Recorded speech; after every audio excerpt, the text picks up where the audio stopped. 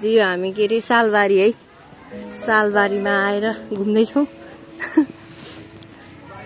सालै साल रहेछ क्या। अनि यो ठाउँको नाम सालबारी रे। यहाँ चाहिँ पिकनिकहरू पनि हुने रहेछ, घुम्नलाई रमाइलो छ ठाउँ।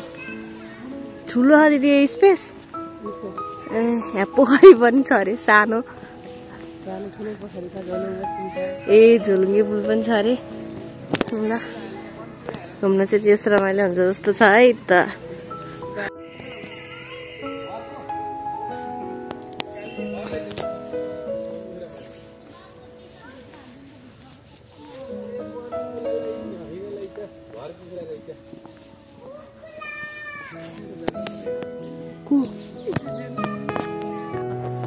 हामी यहाँ पोखरीमा आइपुग्यौँ। यहाँनिर पोखरी रहेछ है।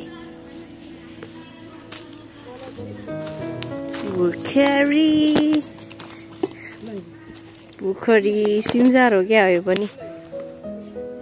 कति राम्रो छाया परिरहेछ यहाँ।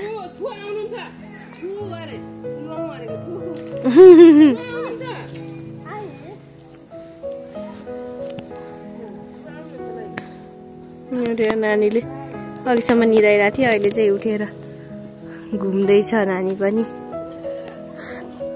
नानी के रहेछ छोरी त्यहाँ?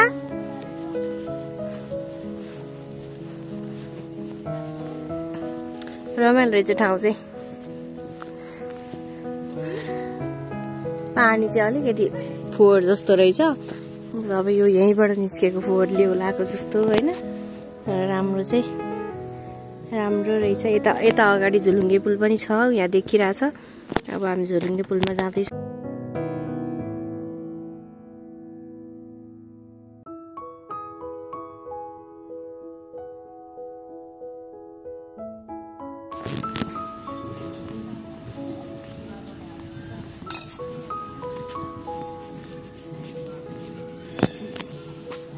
यहाँनिर झोलुङ्गे पुल रहेछ।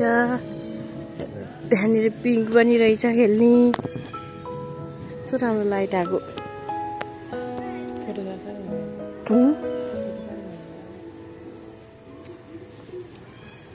राम्रो लाइट आयो।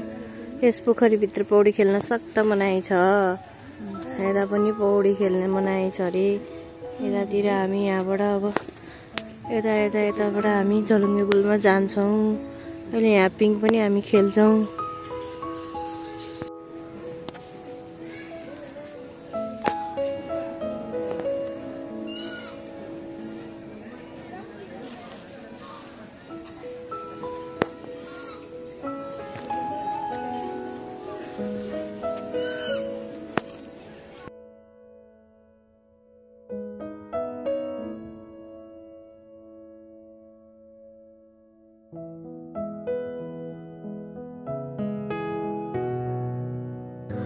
अब चाहिँ हामी फर्कन लागेको। यो 5 बजीसम्म मात्रै खुल्दो रहेछ पार्क। अनि हामी आउँदाखेरि नै 4 बजिसकेको थियो।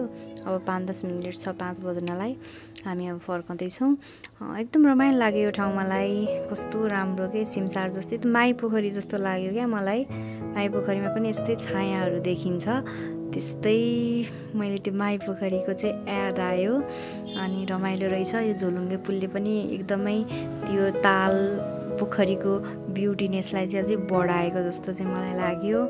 अनि जस आज मैले रमाइलो नै गरेँ। नयाँ ठाउँमा घुम्न आएर हामीले चाहिँ इन्जोय नै गऱ्यौँ। अब चाहिँ हामी फर्कँदैछौँ। मेरो पूर्वी नेपालको घुमघाम एकदम रमाइलो हुँदैछ। अब मेरो भ्याकेसन सकिँदै पनि छ। अब चाहिँ काठमाडौँ रिटर्न हुने टाइम पनि आउँदैछ। सायद यो चाहिँ मेरो लास्टै घुमघाम होला। अब काठमाडौँ फर्किनुपर्छ। अब नेक्स्ट इयरतिर चाहिँ फेरि अब घुम्नलाई आउनु पर्ला भन्ने सोच। अब के हुन्छ हेरौँ त्यो त होइन। तर अब अहिलेलाई चाहिँ घुमघाम रमाइलो भयो। मेमोरिजहरू गेन गरेँ, त्यही नै हो।